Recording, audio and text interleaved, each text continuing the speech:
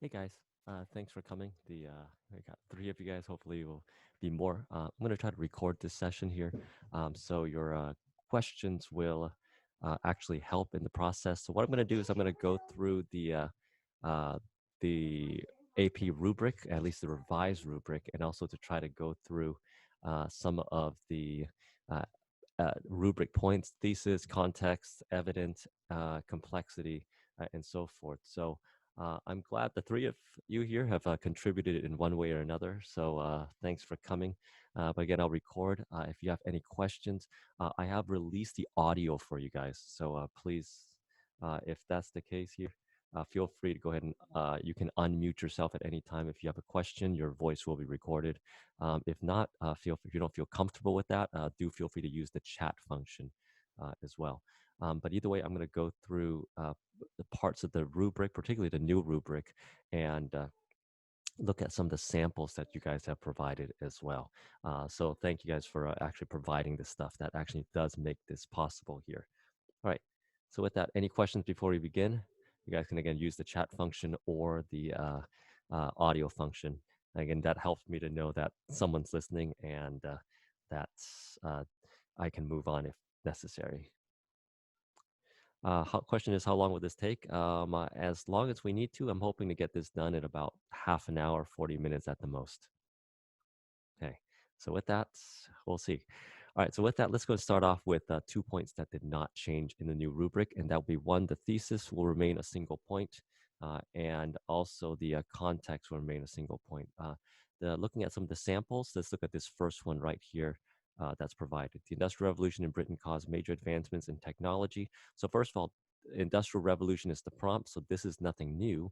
Okay, what is new in that was helped us set up the context is one, new technologies, new machinery that led to the rise of, and this particularly is good context, rise of manufacturing and large scale factories. So this goes and it helps to provide some sort of a definition that goes along with what the Industrial Revolution is. I'd like to see a little bit more history, but let's see how this person relates it. As industrialization began to spread all throughout Eurasia, many countries began to change drastically. Okay, so what we want to do is a transition right here. So the definition is good, but we do need some sort of historical a context to go along with this particular. So you have technologies and machinery, but this is in a lot of ways spread unevenly. So the point the author makes here in terms of being spread throughout Eurasia, okay, this is spread unevenly depending on government policies, depending on whether or not countries have created industry that end up getting undersold by more developed competitors like Britain and so forth. So it needs something else here to get the context point. Okay? So in other words, okay, you need some sort of history, and particularly the notion that both Japan and Russia, okay, when they start industrializing their what, and those guys who were with me yesterday here, what was the issue with Japan and Russia when it came to industrialization? And any audio response or any chat response would help. Even an I don't know will help you to know that you're thinking or you're not sure. Yeah, that's the big one right there. So the response is that both Japan and Russia. So whereas in contrast, we have places like Britain and US and Germany where the industrial revolution is taking off, okay, already well behind because Japan had to first of all go through the Meiji Restoration, and Russia, which is sort of this old traditional backward czarist regime, they were slow in doing so. Okay, so yes, this definition is good, but it needs something historical to make it context. Okay, so not quite there for the context point in this one here. Russia and Japan between. So let's take a look at the thesis statement. Russia and Japan struggled, so evaluate the consequent or evaluate the process. In this case, one process is that the working class struggled with harsh working conditions. So that itself is an argument. The second argument is the establishment of large factories. This one does not function on the basis that it is part of the definition of the Industrial Revolution. I hope you guys can see that distinctive difference. Okay, anything that describes the Industrial Revolution, okay, establishment of large factories, the economy grew, right? That's not going to be enough, okay, as a means of the process. Again, the prompt is about the process of industrial revolution. So factories don't quite work here because that's part of the definition. Okay, this is the single argument, but depending on the AP, you're only asked to create an argument. So this actually will score the point for the thesis. It will not score the point for the context. Okay, any questions on this on sample number 1 here?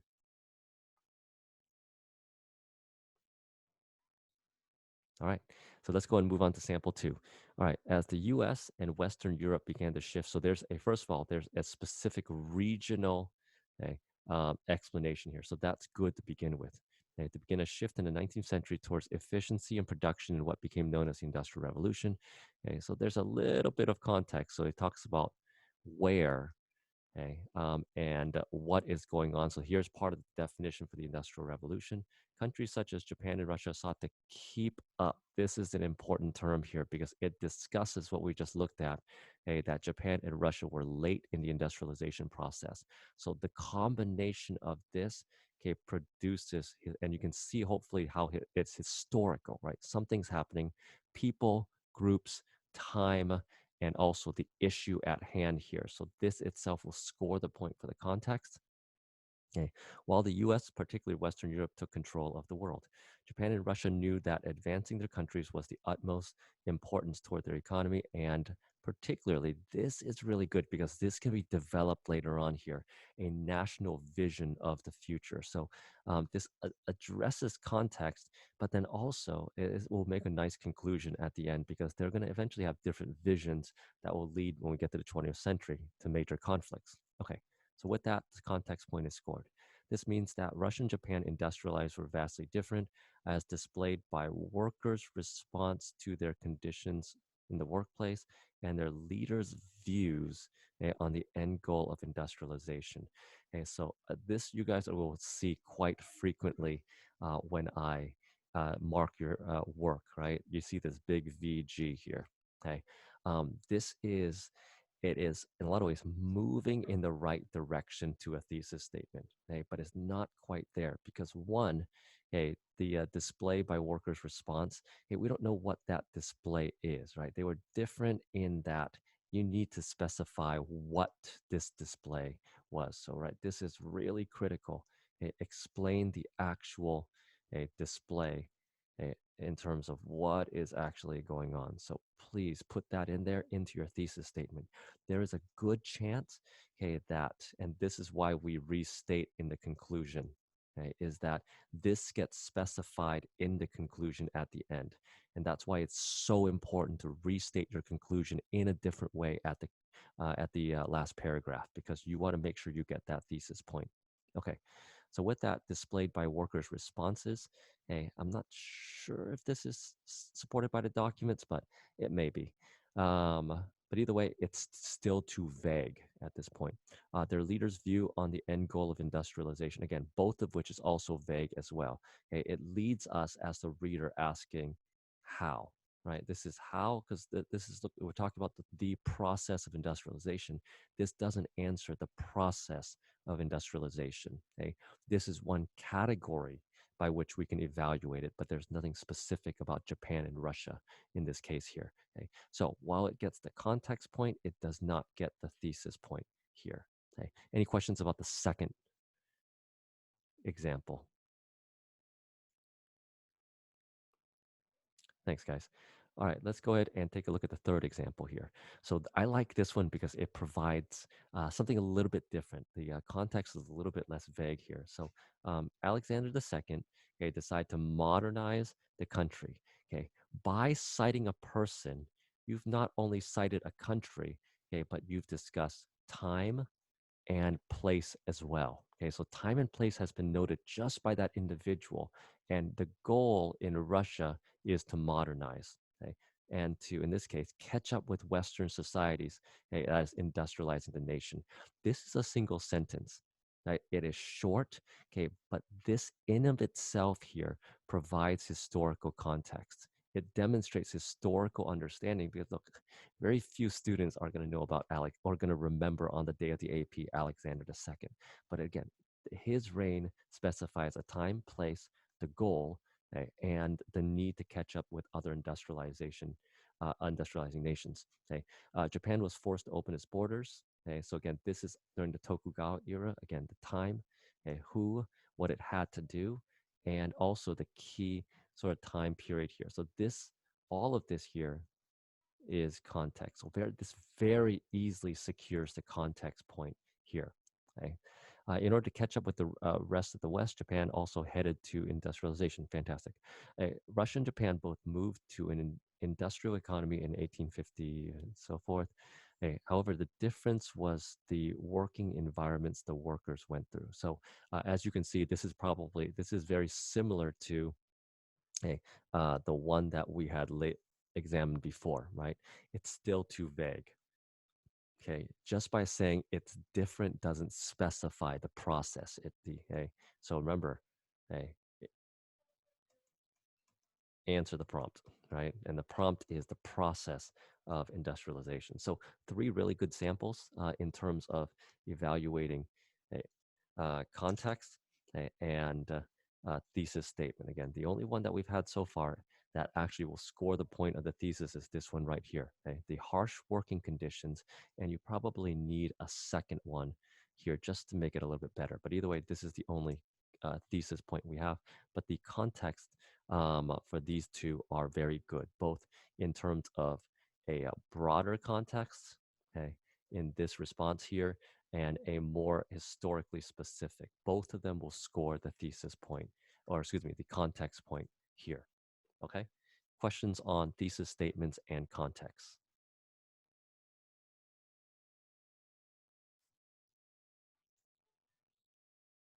All right. Thanks, Ryan. Okay, let's go ahead and get to the evidence. Okay. So traditionally, the evidence is our three different, you get points for in terms of the evidence, usually it's a 3-point rubric whereby you need to be able to utilize a small number of evidence, and then you're going to need to be able to use at least a pretty sizable number of evidence. And finally, there's a part called evidence beyond the documents, which is again another test of your outside historical knowledge of the time period. So there's three evidence points. What has changed with the what has changed with the, let me go ahead and pull this up here, with the rubric, at least for the evidence points, is that hey, this remains the same here, using the content of at least two documents. So this point is the easy one to get. You better get this one.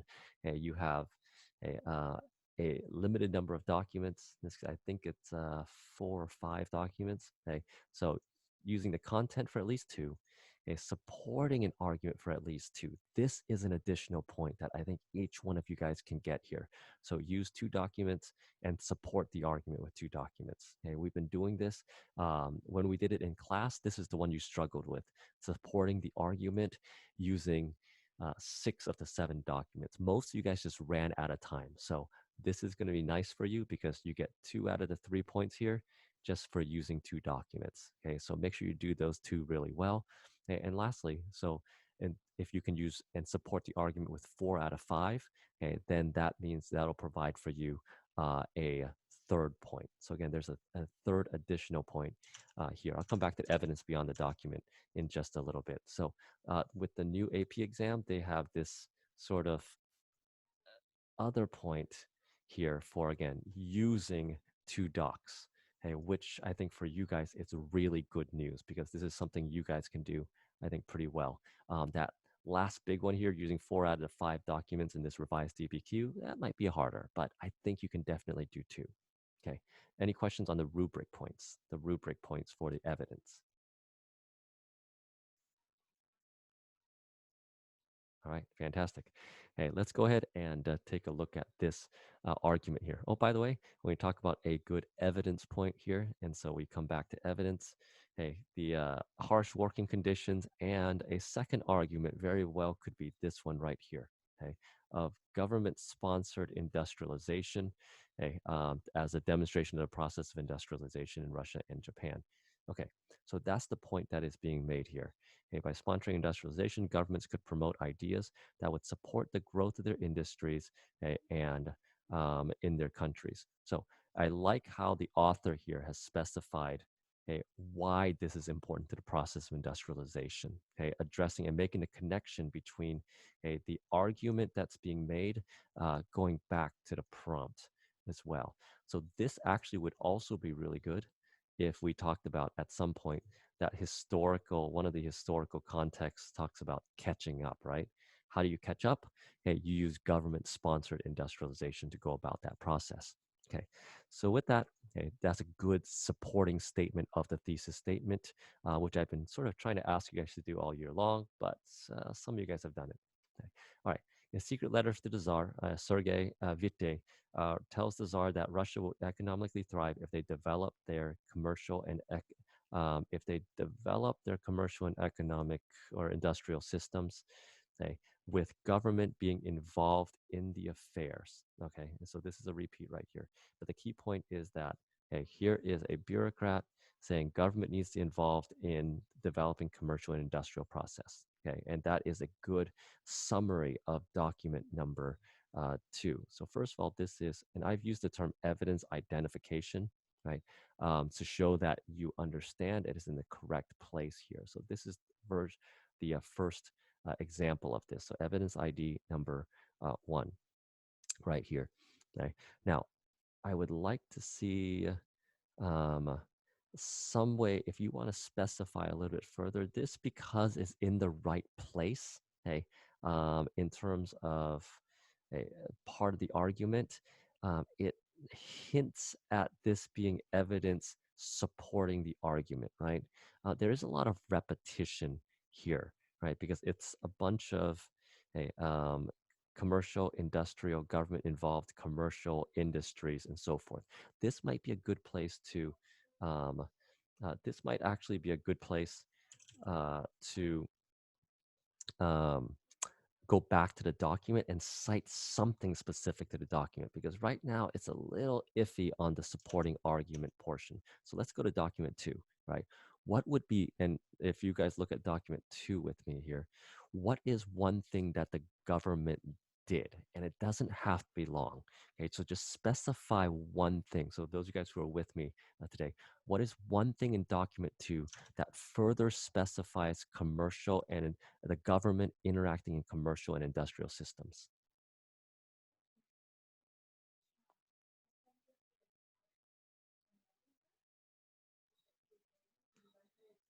So either going to audio or state it, or go ahead and type it into the chat if you can.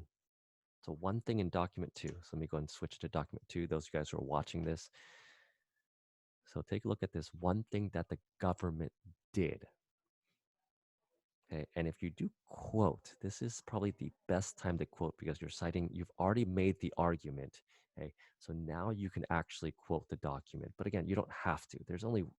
You only need 1 or 2 words here that will demonstrate that, okay, the finance minister wants to use the government, okay, to address industrialization. So if there's one thing, go and take a look at it. Again, you don't have to quote. You can just state one thing that you did, just one sample to demonstrate understanding.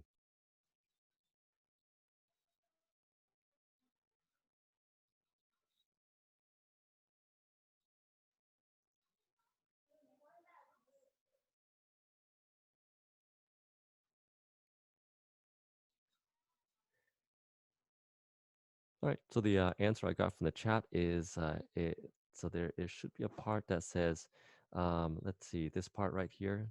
Each new wave of capital spread knocks down level of profit, so forth and so on. Compensate, which in turn to lead to price reductions. This is an outcome per se. So in other words, this is the what he believes if government is involved, okay, it's going to lead to general price reductions for products and goods. So this is not, this is more of a consequence here. But what is one example of the government working in the economy from this document? So price reduction is more the consequence. What's something the government is doing?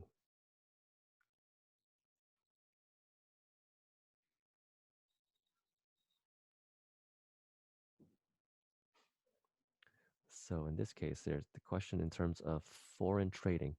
So what about, let me go and try to find, let's see. So let's see. So foreign trading is third paragraph, one, two, three. Always going to falling prices. Let's put the export goods. All right. So in this case here, the gradual growth of industries always accompanied a fail price of manufactured goods. This is part of his argument. So it's the same part of that process, same uh, answer I have for price reduction. This is the outcome, right, of what he's hoping for um, to make it possible to export trade to deal not only raw materials but also in industrial goods. That's what he's hoping the will happen as well. The question is how. Okay, so I would say all of this is outcome.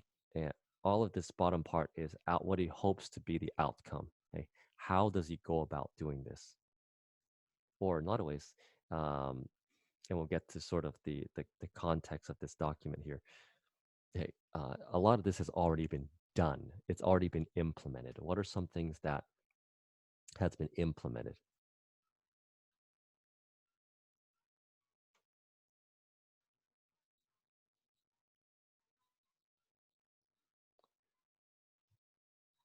Let's see. So take a look at, and this is actually some of the context of understanding this document. And so this is a little bit trickier, it appears, than I had initially thought. Okay, so take a look at this. Okay, um, Sergey Witte, what is the purpose of this document? So let's go ahead and actually source this document. I think that'll help you guys to understand what this is. Okay, what is the source of this document, or the uh, the purpose of this document? Witte is sending this secret letter to the Tsar. Why is he sending this to the Tsar?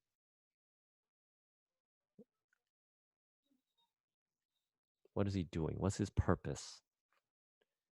So in this case here, so the response I have here is to encourage the Tsar to enact this new measure, right? And so in this case here, you're looking at, hey, this particular, and look at the tense of this particular statement right here, okay? I realize, of course, that there were very weighty arguments against the protectionist system and against high tariffs. Okay, but I suppose the proponent of free trade, so forth and so on here. So let me come back to our original theme here. Uh, what has okay, this demonstrates some sort of past tense here. So what has Sergei Witte, the finance minister, enacted in Russia?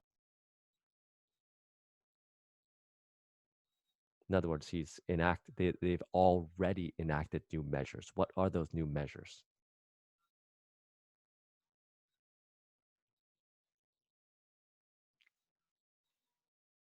The protectionist system, right? So the government is creating protectionist systems by high tariffs. You don't know what tariffs are? Again, these are taxes on trade goods, right? And so and the inaction of a protectionist system and against high tariffs, right? This is something that already has been implemented in this particular piece here. So we come back to our actual essay here. One way that okay, the they can develop their commercial and industrial system, okay, is to, or have they've already done so, okay, to enact tariffs. Okay, you could use, okay, to create protection policies. Good question. So the question is, hey, the term protection or protectionist policies. So this is a good time to actually look at tariffs, right? So say, for example, today, and this is a really big deal here. So this is China. All right, here's the U.S. Okay, so we talk about protectionist policies here. So both sides will trade with one another as best they can. Okay? But you will note that products that are developed in China tend to be of lower cost than those in the United States for a varying number of reasons that I don't have time to go through right now. Okay? So if you had a choice, you would probably almost always buy the lower priced Chinese product over the US product here. Okay? And so the US can balance this game, okay, by creating a set of protective taxes, okay, called tariffs. Okay. And so as a result of these protectionist barriers, okay, it's going to create a tax. That tax is going to make the Chinese good, okay, more expensive than before. So all of a sudden now, okay, the Chinese good is not just a lower price; it may be an even higher price. So these are protectionist policies. And so okay, in the case of Russia and Japan, you could imagine now, okay, the big countries at this time, the big industrial producers. Okay, what this author says is, look, okay, Alexander wanted to modernize the country, catch up with Western societies. Okay, and so a problem is you can develop all the industry you want here. Okay, but the problem is, okay, your industries will not match, okay, the price and the quality, okay, of the British, the Americans, the Germans, and others. And so the only way for your uh, policy to survive, okay, or your industry to survive, excuse me, okay, is to enact these protectionist policies, tariffs on export goods. You develop your industry, and then from there, okay, you're able to enter into international market for your industry to survive. Okay, so that's a protectionist system. Any questions on protectionist system? Does that make any sense? Okay, fantastic. Hey, so again, these are academic vocabulary terms where if you know it, it helps. If not, it's tough, right? And I hope you can see there's a difference now between using a piece of evidence in the right place, okay, and then actually being able to cite just one or two things about that document that demonstrates understanding, okay, where it's now supporting the argument, okay, that the government is sponsoring industrialization. How are they sponsoring industrialization? They are purposefully raising tariffs and taxes so that, okay, uh, so that they can thrive, so their industry can thrive. Okay? Okay. So that's the difference between identifying evidence and making sure that it is supporting the argument. I would say for a lot of you guys, be careful with just repeating, okay, these terms here. Okay, government, commercial, industry, right? It's like saying, uh, I believe uh, um, oranges or I believe apples are red, right? Take a look at this apple, it's red, or something like that. Like, try not to repeat that particular process or specify something a little bit further. Take something from the document that might help you to do so. It demonstrates understanding. Okay, so there's the evidence that's provided. Let's take a look at the second example. Okay, Sergei Witte, the Russian finance minister who promoted government measures on finance and economics. Okay, so first of all, here is a person. This is the sourcing of the document here. Let's see. I'll come back to this one. I'll come back to the attempt to source the document in just a little bit. So hold off on this here. Let me come back to the second part. The Meiji government adopted measures in education and establishment of factories, banks, okay, and machines, while the Russians took terms in terms of finance. Okay, so let me address this right here, the usage of two documents at the same time. Okay, in most circumstances, this is, and Dara, I see your question. I'll come back to it in a moment. Okay. In most circumstances, in a lot of essays, this work. In the DBQ, I would suggest you don't cite two documents at the same time. So I would say this: the Meiji government adopted measures. So first of all, unlike the previous document here, okay, there is something specific as to the how, right? So this here, okay, demonstrates, okay, the establishment of factories, banks, and machines here. Okay, so this here demonstrates evidence because it's in the right place here. This is evidence identification number 2. Okay, so already 1 point in the rubric has been scored. Okay, the evidence ID portion. Okay, and not only that, but by citing this here, it gets again really close now, to government sponsored industrialization. Okay. Now, here's what I would suggest because this is evidence identification. You don't have to cite all of these things here, but if you're going to state measures in education, you need to expound on that. Okay. You need to explain this so that, okay, your evidence is actually supporting the argument. What about education, okay, is going to demonstrate government sponsored industrialization? So let's just use that one here. Okay. So those of you guys who are with me here, can you try to expound on this? Any ideas as to, and those of you guys who are at home watching this, how does education connect with industrialization? Okay. That's where the evidence supporting argument point needs to come into play.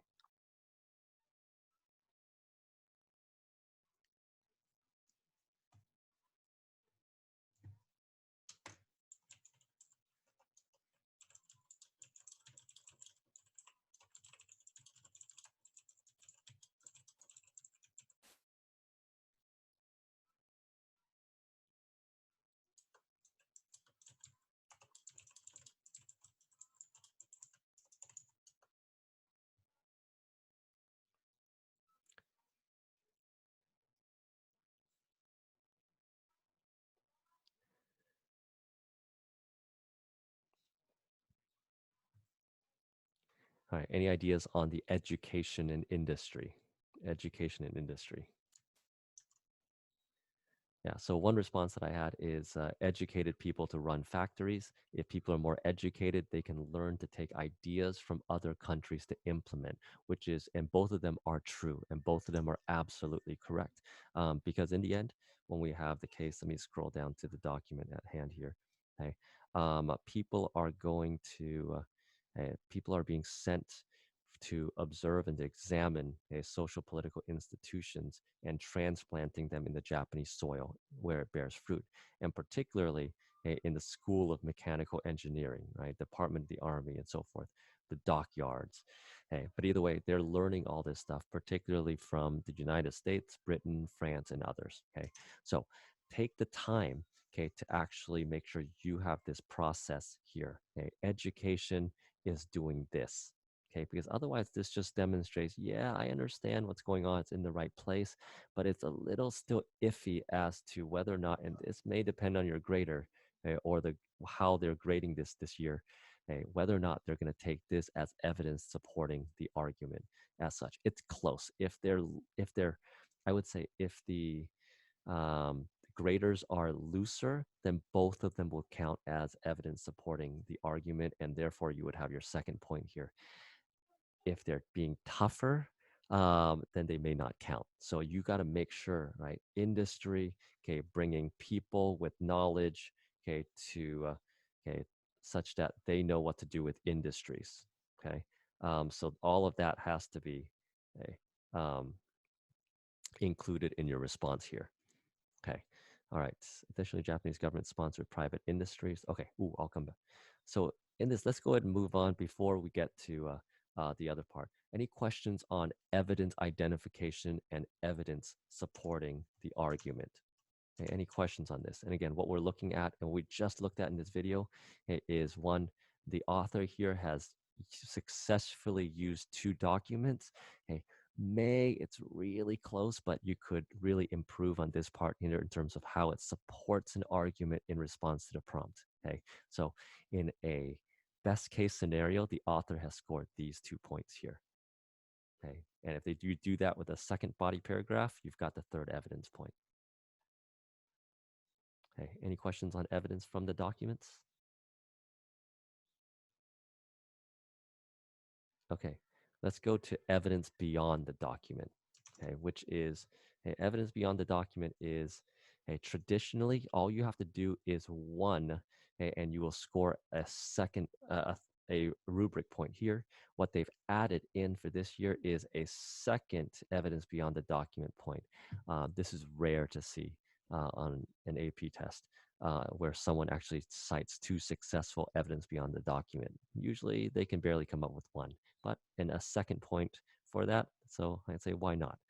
But what it tests, what evidence beyond the document tests is your ability to know the the content beyond what's in the documents here. Okay, so let's take a look at this part here. First of all, we have the prompt and where it's set is important too.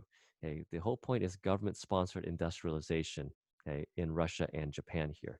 So in other words, what else do you know about government-sponsored industrialization beyond what you see in the documents? So the author here successfully cites, okay, additionally, the Japanese government sponsored private industrial conglomerates known as the zaibatsu in this case here. Okay, just as an added measure. So in the context here, so the author actually doesn't have to add anymore because it's all in the context of the government taking measures, the Meiji government adopting all these different measures. And one thing that they did was they sponsored these big private industrial conglomerates. I'd like to see a description or a definition on that, sure, right? But if we are grading on the looser end, okay, this right here, just this statement here is evidence beyond the document, okay? That almost saying, look, a good example of the Japanese process of industrialization, what's unique to them is the establishment and the support of the zaibatsu and the bringing in the zaibatsu as key political and influential leaders and elites in the Japanese government. So by citing the zaibatsu, again, a definition and explanation would help, but because it's set in the right place, I would actually give it the evidence beyond the document point. Okay, so this is do you know the content beyond the documents? And if you do, just throw it in there. Okay, see what sticks. Show to the author that you say, hey, I know some other stuff about this, so I'm just going to throw it in somewhere. And remember that analogy, throw some wet paper towels against the wall and see what sticks. Literally, just throw it in there. But this is actually done in really good context of the argument.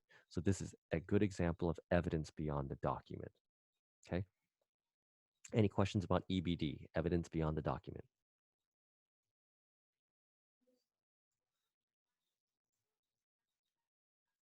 Okay, fantastic.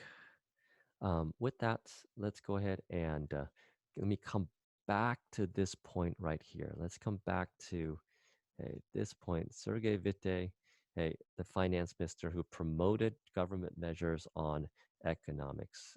Okay, so let me go ahead and I'm going to highlight this one right here because I'm going to go ahead and use this here to address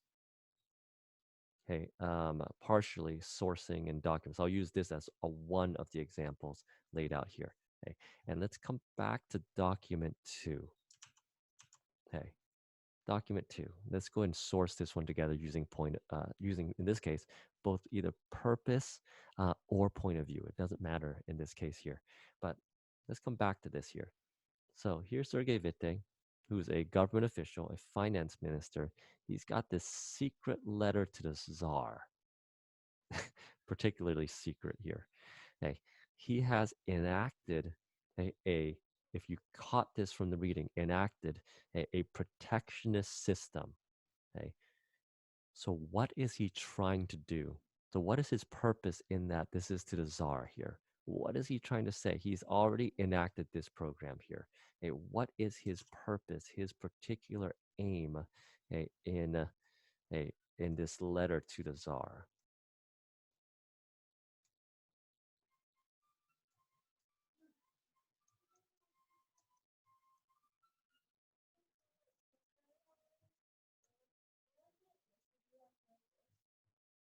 Why so? Again, this is purpose for a particular audience, one way that we've sourced the documents. Anyone know why? Why does he do so? So as you're thinking about something to note, something to think about is this part right here. Okay. Now, so let me try to read this for you here. Okay. I realize, of course, that there are very weighty arguments against the protectionist system and against high tariffs.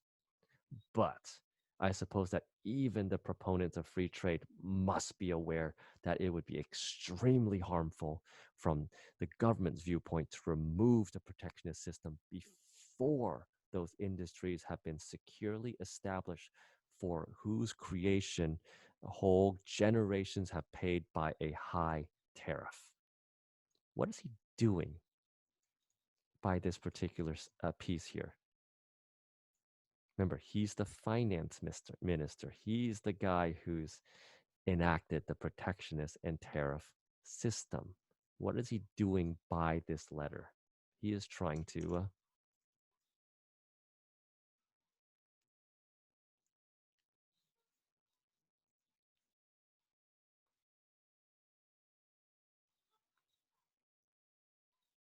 there we go. The response that I got from the chat is one, to encourage the czar to keep the system, two, to convince the czar that the protectionist system is better than opening free trade, right?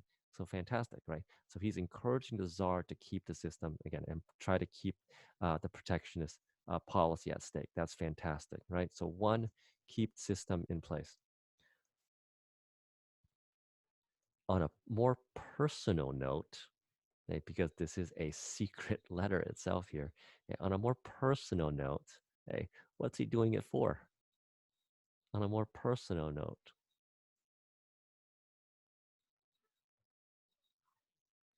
he's trying to keep what?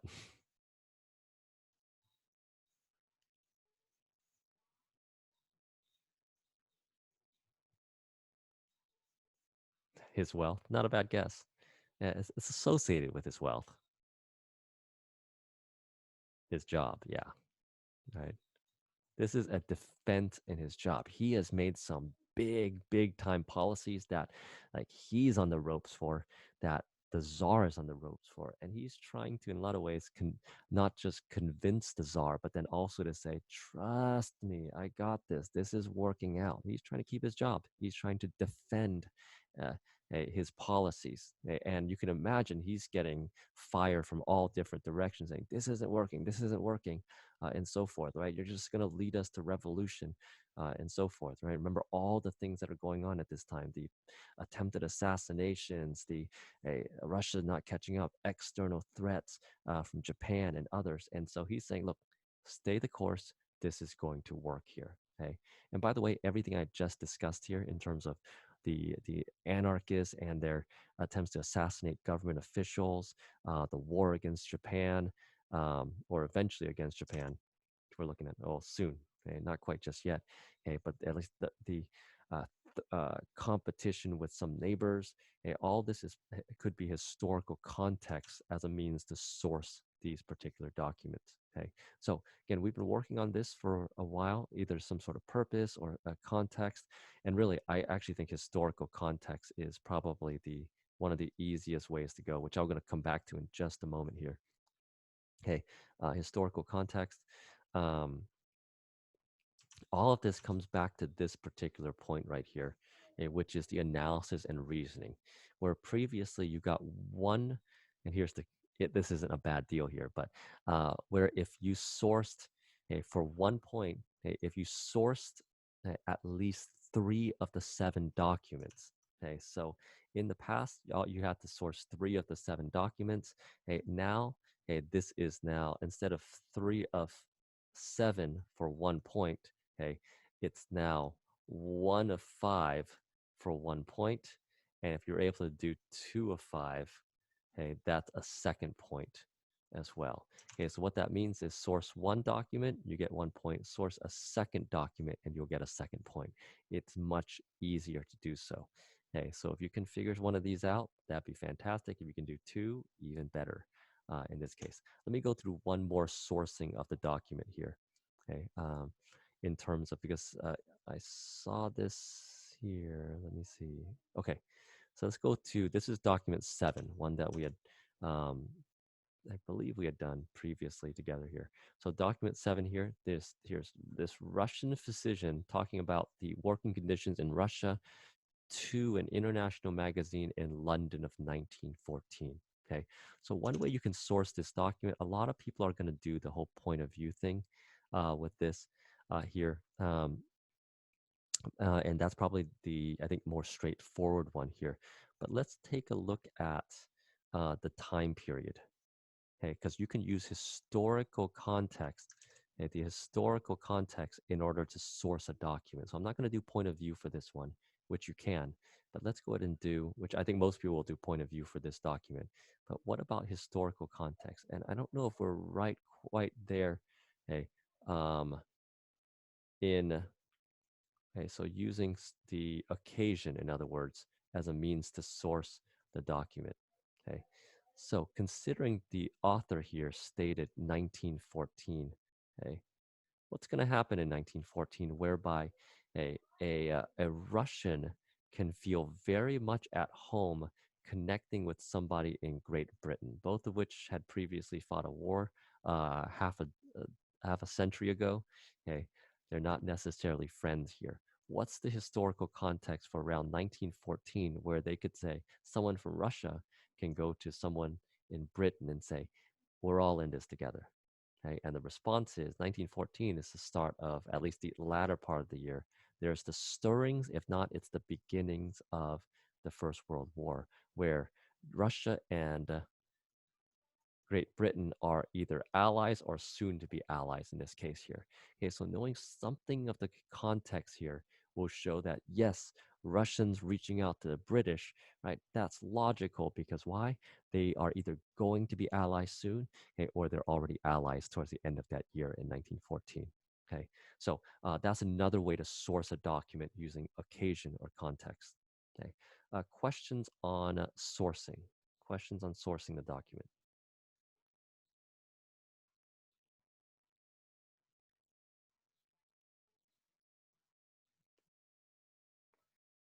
Okay.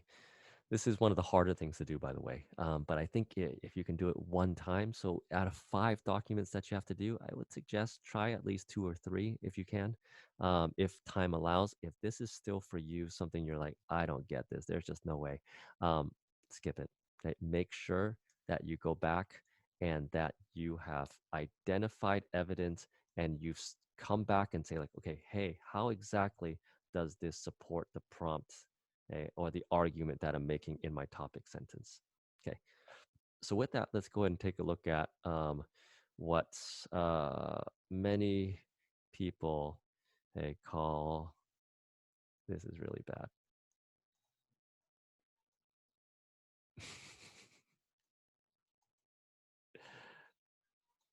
No, that looks more like a dragon. I'm trying to draw a unicorn here.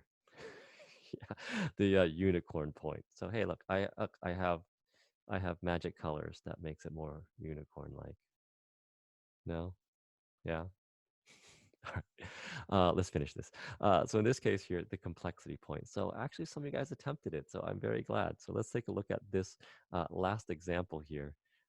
This is a conclusion, by the way, that the author has written. So this here is a conclusion. Okay, using the while here. So while industrialization in Japan and Russia was achieved through the birth and the revamp of new industries and the uprising of the working class, some may argue that the working class didn't assist in this process as Japan's working class saw very little problems with the working standards and the payout of factory jobs here. So the author here has made the argument that working conditions in Russia is bad. Okay, the complexity part of it and how this person is changing her argument here is that her argument is that Russia was bad. Okay, they're going to draw in some complexity to say, like, look, it wasn't all bad. Hey, in the case of Japan, however, hey, in Japan, hey, there were some people who were generally happy with this. Hey, although this may be true for Japan, it was opposite as seen in Russia, workers' revolts, reforms, and so forth as such. Now, you probably need to develop this a little bit further, and this actually probably will have to be part of the argument that you're making in terms of making an apt comparison. Hey, but this is, I think, one direction you can go with this unicorn point is to draw a real specific comparison, right? And probably the best comparison with this is that hey, Russia is obviously had bad working conditions.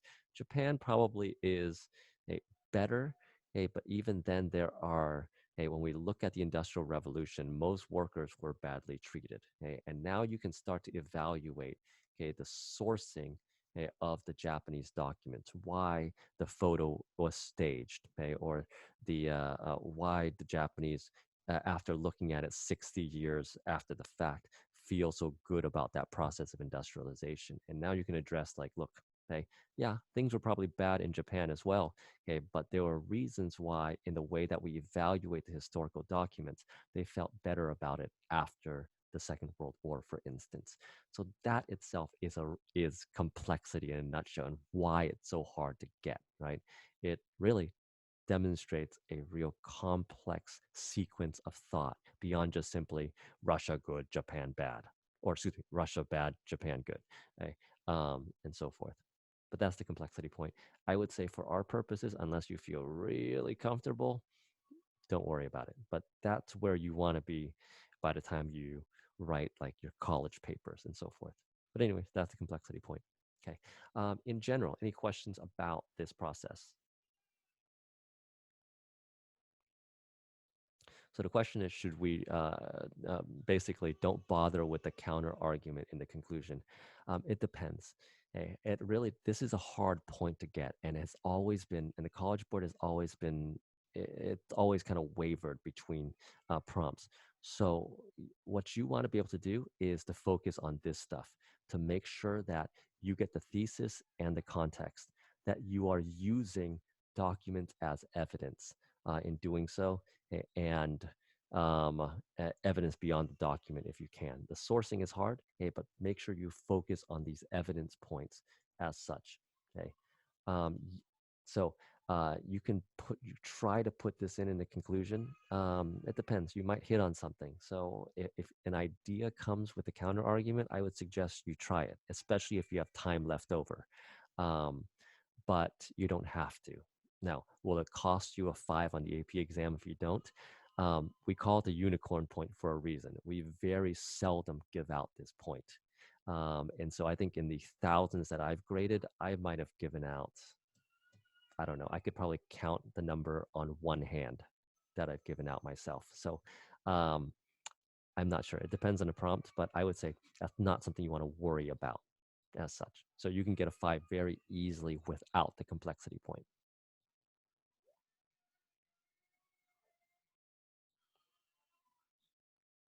All right. Is there anything else? Any other questions? The question is, are you allowed to revise your essay? Absolutely. Please do so uh, as such. So if I can find a way to, if you can revise it without me doing anything, if not, I can release the document back to you as well if you've already sent it in. But I do thank each one of you guys who've already submitted in this time. It has made this session completely possible. Without this, without them, you would have never seen my dinosaur unicorn.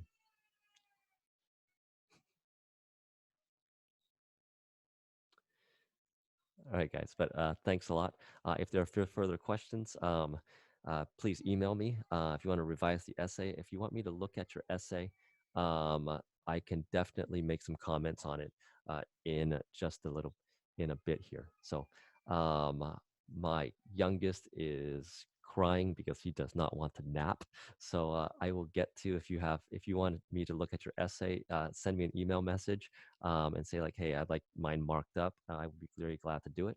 But send me an email and I can take care of that. But right now I got a little boy crying for his dada. So all right, thanks for coming, you guys. I appreciate it.